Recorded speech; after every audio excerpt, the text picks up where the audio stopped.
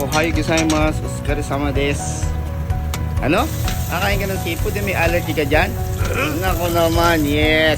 Oh, nilagyan pa ng alamang. Nako naman yan. Makati yan eh. O siya. Bigyan na si Tirisin ha. Sarap pa ng luto. Inilagay natin ang kalabasa, garlic powder and salt, suka, sauce. Sauce mo yan. Yan. Alimango, pampapantal ng mukha. Ayan. Bigyan natin ng tubig. Hayaan natin kumulo at maluto yung alimango. Ayan, luto na agad siya. Bigyan natin ng talong. Siyempre, talong.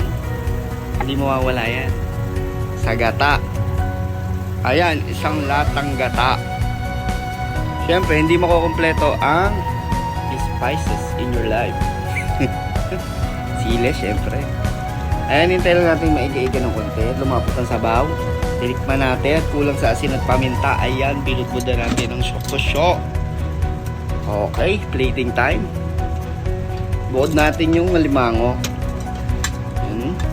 Gulay. Ayan.